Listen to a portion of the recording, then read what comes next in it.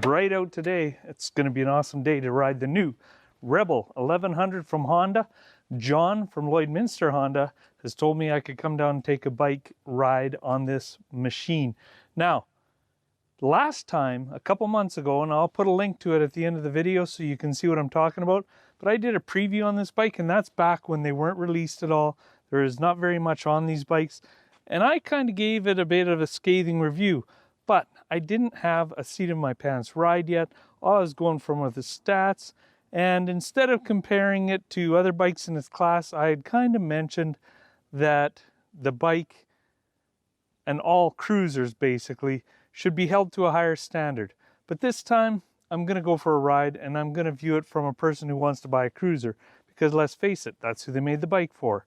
So it should be quite a bit different of a review this time. I'm still going to give you my honest opinion. This is not paid for by anybody. Let's get on and ride. Let's go down to Honda and then pick up this bike and go over some of the features.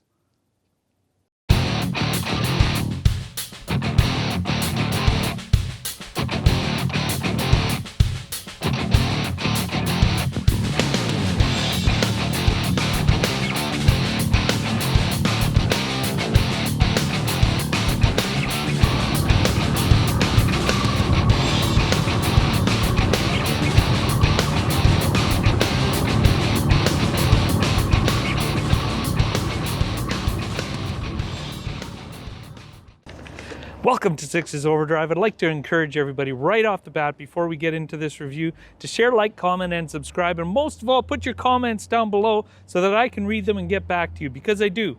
Almost every single comment that comes back, unless it's incredibly rude and makes no sense. Message for you, son. I get back to people on right away. So that's what I'd like you to do. Let's get out of the way. Let's talk about this bike. All new for 2021 is the Honda Rebel 1100cc. Now, there's other Rebels, and they've been going since 1985, the year before I graduated. 85. It was the middle of the decade, and you could feel the 80s finding itself, growing. But they're much smaller. This bike is going to put the Africa Twin motor into this frame, these bare bones, stripped down, kind of cruiser type bikes, and it's going to up the horsepower and displacement in a nasty way. Now, it's not all bare bones. It looks bare bones when you look at it, but this is the most technologically sophisticated Rebel ever. Now, in that last preview that I was talking about cruisers coming out on the short end of the stick because they didn't get all the tech features like double disc brakes, lean angles.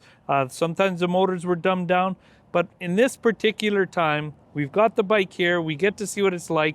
Let's compare it to other bikes in its class, such as, let's just pick one out of thin air, because it's not like they didn't gun for them right out of the bat. And that's a Harley-Davidson Sportster 1200. So I'm not going to tell you about how this compares to my XSR 900 or other bikes like that that obviously have more sport-oriented ride and handling. I'm going to grade this bike based on its competition, which is like Indian Scout, the Harley-Davidson Sportster. That's how we're going to look at this review today. I'm going to do the review the way you guys wanted me to, because I got blasted for doing it the way I wanted to do it last time. But let me tell you, it's going to be unbiased. Nobody's paying me or anything. Like I said, John's letting me have it, but he lets me say whatever I want to say about these motorbikes. Special thanks to John at Lloydminster Honda. Let's get this thing on the road and see what it's like with some footage from the drone, and let's go through all the things and how it feels by the seat of the pants. This isn't going to be a long-term review, guys. This is a one-day drive, and I'm going to give you all the information a guy that's had over 30-plus years of riding motorbikes can give you with an honest opinion when he's not paid to say what the manufacturers tell him to say. Good, honest reviews. Let's get on the road.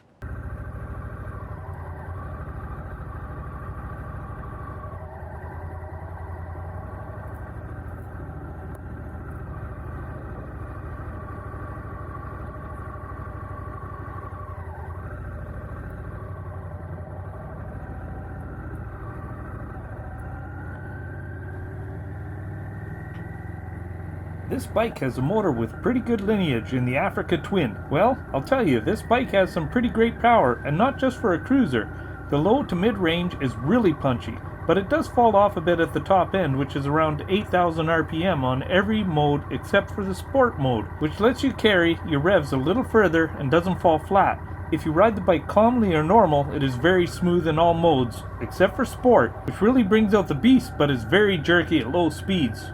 You notice right away when you sit on this bike that it is a cruiser. I mean, if I can put my feet flat on the ground, just about anyone can. I am 5'8" for those of you who don't know, with a 30-inch inseam. Also, the seating position is somewhere between forward set pegs and mid set. I get the impression that you would get tired quickly on this bike as there is no way to get your legs under you. They also aren't far enough out to let you stretch out.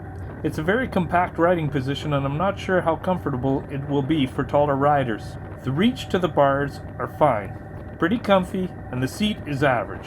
What you won't expect is how good of a handling bike it is around town.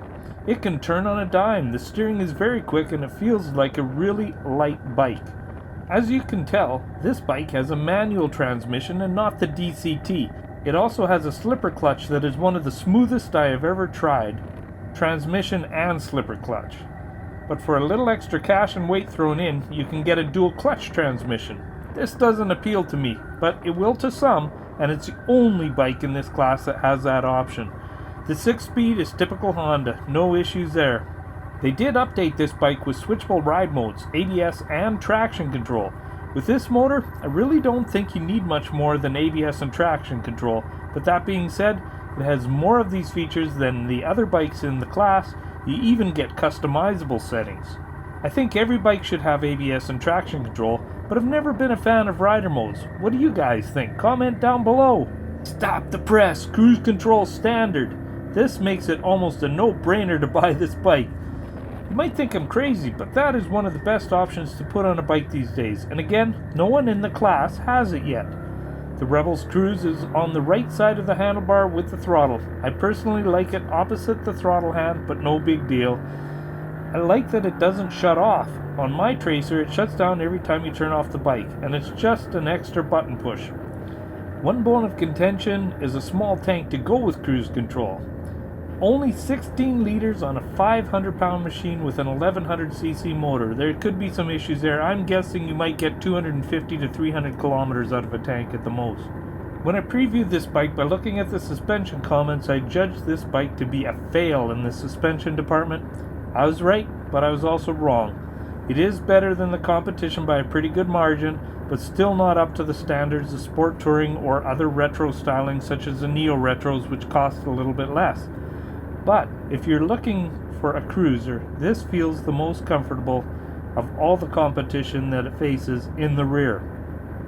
Just so you're aware though, the only way you could say this suspension is good is when you compare it to other cruisers.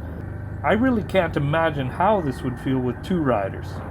Brakes, again, are good for a cruiser, but just okay. I like strong dual discs up front, especially for two-up riding, and this just has a single disc. I slammed the cornering clearance before in my preview, but honestly it's better than the other cruisers. If you're coming off a sport or adventure bike though, be careful because you probably will drag pegs. I never did drag anything on the bike while I was riding it, but I was taking it easy by my standards. And even so, I probably would have dragged a couple of times with the Sportster, but nothing with the Rebel. The weight is good for a cruiser, right around 487 pounds, 509 pounds for the DCT. This bike feels light as it is very compact and is so vertically challenged. Once on the highway, it still handles quite well, especially for how light it feels in town. The last and closest thing to most important is the cost of this bike. The price in Canadian funds is $12,995 plus almost $1,000 in freight and prep, and that doesn't include the taxes.